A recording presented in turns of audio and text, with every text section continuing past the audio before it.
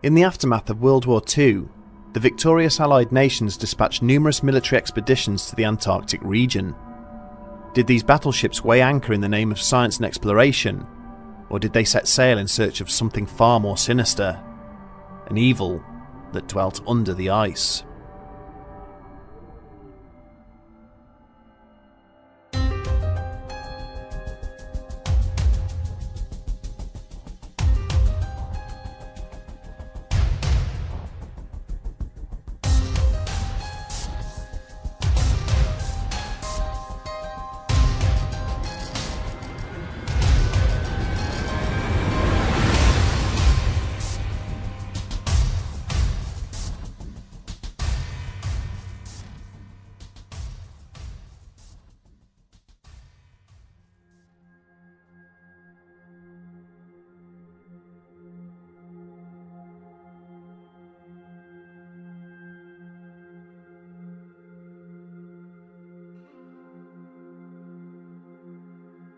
No matter how many times Captain Helker and his crew spent the festive season scouring the waters around the Antarctic peninsula, perpetual daytime was something that they never really managed to adapt to.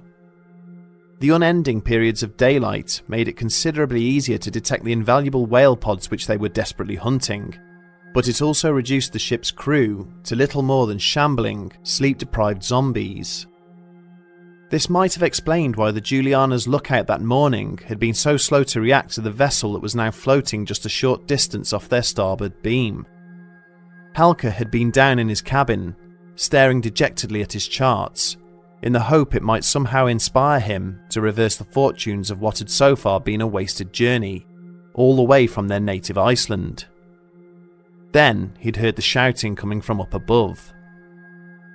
The whaler's captain stood on deck alongside the rest of his crew, staring helplessly across the water at the deck gun that was now trained on his ship. Even without her infamous red and black naval ensign on display, there was no mistaking the sleek lines of the Kriegsmarine U-boat. There had been stories of German submarines which had either failed to hear or obey the final orders to surrender. But the war had been ended for over 2 years now. Just what had they stumbled across? Figures in grey-green overalls were now hurrying across the deck of the submarine, and a short time later, 2 inflatables made their way towards the Juliana. With no weapons on board to defend themselves, and no other ships in the vicinity to hear their transmissions, Helker ordered his men to line up and to offer no resistance to their captors. As the Germans were hauling themselves up over the railings, a figure broke away from their number and strolled enthusiastically over to where Helker was standing. The U-boat captain cheerfully apologised for the disruption, asking if it would be possible for him and his crew to purchase half of the remaining supplies aboard the whaling ship. Despite his affable and polite nature, there was a tone to the submariner's request which led Helker to believe that refusal on his part would be unwise. He noted uneasily that each of the German sailors were armed with either a pistol or a carbine, and so reluctantly agreed to the proposal. He was immediately handed a thick roll of US dollars, and was advised that there should be enough left over for each of his crew to receive a small bonus for their troubles. As the submarine commander had later turned to leave, he had paused and asked Helker to bring one of his charts up from his cabin. He had then marked down a location not too far away, advising that there was a large school of humpback whales to be found there, before saluting and disappearing back over the side of the ship. The Icelandic crew watched in bewilderment as the submarine turned away, and then slowly made its way off into the distance, never to be seen again. On the 2nd of December 1946, a flotilla of US ships set off from the naval base in Norfolk, Virginia. The expedition had been designated Operation Highjump and consisted of 13 vessels, including the aircraft carrier USS Philippine Sea, as well as the destroyers USS Henderson and USS Brownson. They had been ordered to make their way deep into the desolation of the Antarctic Circle in order to conduct a combination of military drills and scientific experiments. In charge of the operation was Rear Admiral Richard E. Byrd Jr., a seasoned polar explorer who had carried out a large number of previous civilian and military expeditions into the Antarctic. When the task force eventually arrived at its destination, it immediately began to conduct extensive photo reconnaissance operations of the area, but would subsequently be recalled only a few weeks later due to reports of dangerous weather conditions. Soon after the ships which had taken part in the operation returned to their respective home ports, rumours and stories about what had really happened began to circulate. Newspaper articles in the Chilean media claimed that the US fleet had been attacked by unidentified flying craft that had inflicted heavy casualties, forcing the Americans to withdraw. Speculation was only fueled even further when, during a television interview about the mission, Admiral Byrd made a number of significant comments in relation to America having to prepare herself for future attacks that might emanate from Antarctica. He specifically referred to the risk of aircraft attacking the United States having come from the South Pole, and that he and his countrymen could no longer rely on their distance from other hostile nations as an effective means of defending themselves. Almost immediately, a follow-up mission to the remote region was authorised, codenamed Operation Windmill, which was concluded in April of 1948. After this, American interest in the region seemed to wane, up until the decision, over a decade later, to detonate 3 nuclear devices there.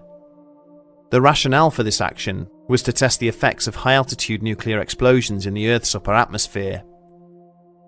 It is possible that America's brief fascination with the southern polar region might ultimately have been forgotten had it not been for the publication in 1991 of a Soviet-era intelligence report, which offered a very different reason for the untimely conclusion of Operation Highjump.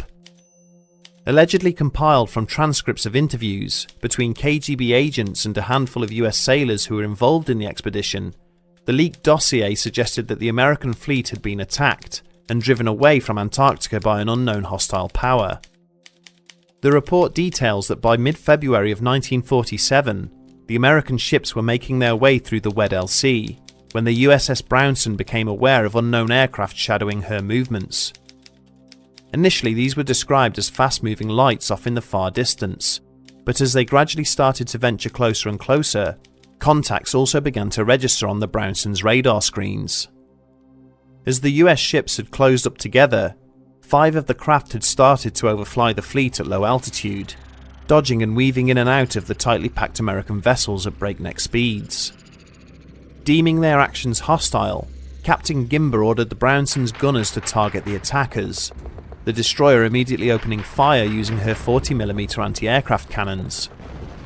The witnesses described the 5 unidentified aircraft as saucer-shaped and testified that as soon as the Brownson opened fire, the mysterious craft retaliated with incredible beams of light and heat. As fighter aircraft had been scrambling to launch from the deck of the USS Casablanca, they had been burned out of the sky, their airframes and crews reduced to little more than ash by the advanced enemy weaponry. Return fire from the Americans proved relatively ineffective due to the superior speed and manoeuvrability of the attackers, but whilst the battle had progressed, there was some success. As one of the mysterious craft had passed over the USS Senet, a lucky shot from the submarine's deck gun caught it, the 5-inch shell sending the flying machine spinning wildly off to one side. The downed aircraft had detonated violently as it impacted the water's surface, but then there was another greater explosion. The USS Maddox, a destroyer attached to the task force, had sustained serious damage as a result of the relentless attack, including a fire that had fatally spread to her magazines. The resultant explosion killed all those aboard and sent the stricken vessel to the sea floor. Realizing they were outmatched, the Americans would spend the next few days retreating out of the area, continually harassed by the unknown attackers.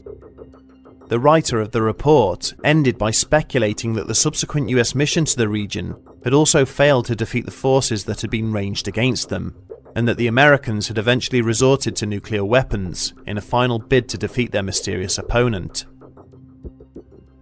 The Soviet document was seized upon by commentators and conspiracy theorists the world over, as proof that there was something sinister lurking within the safety of the South Pole. For some, it was the definitive proof that aliens lived and walked amongst us. To others, this was the last bastion of Nazi resistance to have survived the Second World War. And then there were those who theorised that the answer lay in combining these two theories, as Hitler's fugitive forces utilised alien technology they had uncovered to build a glorious Fourth Reich underneath the ice caps. Even from just a cursory inspection, it is evident that there are glaring errors contained within the Soviet report that act to undermine its credibility, but then this is perhaps unsurprising. Material produced by Russian intelligence staff during the communist era is largely typified by the need to create what the author's masters wanted to hear, rather than a more truthful representation of the actual events. For example, repeated references are made to the USS Casablanca, an aircraft carrier which did not sail with the Highjump flotilla and was instead laid up in Norfolk awaiting her decommission during the expedition. It is possible that over time, the witnesses have confused the Casablanca with the USS Currituck, but then there is also the issue of the alleged sinking of the USS Maddox. Again, the Maddox did not play any part in the Antarctic mission. 2 destroyers of that name were constructed by the US Navy during the Second World War. The first was sunk by German dive bombers during the invasion of Italy in 1944. Her namesake also saw active service during the conflict, and also went on to participate in the Vietnam War, where she was involved in the infamous Gulf of Tonkin incident, but neither would have been in the Antarctic during the winter of 1947. Finally, the references to American fighter aircraft being destroyed and mass casualties having been inflicted by the attackers is strongly contradicted by the official Highjump diaries. In total, the expedition is reported to have sustained 4 fatalities during its time in the Antarctic. 3 men perished when their PBM Mariner crashed in poor weather conditions. A further sailor was crushed during an accident whilst unloading scientific equipment onto the ice. If we are at all to buy into the Soviet narrative, then there are 2 possible explanations for these inaccuracies. The first is that the report was an exercise in disinformation, designed by the United States to draw out traitors in their ranks, and to deliberately confuse their opponent. The second is that the incident was indeed genuine, and that the American government used fear and paranoia of the Cold War to suppress and hide all trace of it, with national security acting as justification. So, is it simple enough to write off the Russian account as a work of mere fiction? Perhaps, but it is apparent that something unexpected did occur, which forced the Highjump expedition to conclude unexpectedly ahead of schedule. Also worth considering are the cryptic comments made by Rear Admiral Byrd about America suddenly having much more to fear from possible attackers emanating from that region. It is, of course, easy to dismiss the fantastic conspiracy theories of a sprawling Nazi stronghold, hidden inside gigantic geothermal vents that were discovered underneath the ice. But the fact remains that one of Hitler's many aims was the establishment of a presence for the Third Reich in all of the world's far-flung regions, a goal in which he would invest significant time and effort. In 1938, a German freighter named the MS Schwabenland set sail from its home port of Hamburg and made its way down through the South Atlantic towards the South Pole. The ship was carrying 2 Dornier seaplanes that had been fitted out with skis, which would allow the crew to land on the ice. The mission was commanded by a famed German explorer named Alfred Richter. The German expedition eventually made landfall in an area known as the Princess Martha Coast, which had previously been claimed by the Norwegian government. They immediately renamed it New Schwabenland, establishing a permanent research station for their scientists to work from, and carrying out numerous aerial reconnaissance missions of the area surrounding their encampment. Richter and his crew would return to Hamburg 6 months later, and would immediately begin plans for another trip back to the area. However, official records indicate that this second expedition never took place, as the outbreak of World War II prevented them from being able to pull together the manpower and resources they would have needed. It is clear, though, that the German government did succeed in conducting further undocumented forays into the polar regions. As recently as 2014, the remains of an abandoned naval outpost, previously unknown, were discovered on the island of Alexandraland, near to the North Pole. Its rusting bunkers and Nazi flags provided damning evidence that there is much we still do not know about Adolf Hitler and his secretive ambitions. Captain Helker's alleged encounter with a mysterious German submarine in early 1947 has largely been dismissed as a fantasy, and yet it remains far from an impossibility. Of the 150 or so large vessels that have historically vanished without trace from the world's oceans and which remain missing to this day, a significant number are German U-boats. 1,000 of these submarines were put to sea during the Second World War, with over 20 still unaccounted for. Their fates and final resting places a complete mystery. It is also well documented that Luftwaffe engineers did indeed successfully create aircraft using technology considered revolutionary for their time, and that some of these prototypes did resemble what has come to be accepted as the classic outline of a flying saucer. The most well known of these was the Horniboo, which supposedly only managed a number of test flights before the bases it was operating from were overrun by occupying forces in the dying days of the war. There is little doubt that, given time, the Germans might have been able to turn the tide of battle, and that they did not require extraterrestrial technology in order to do so.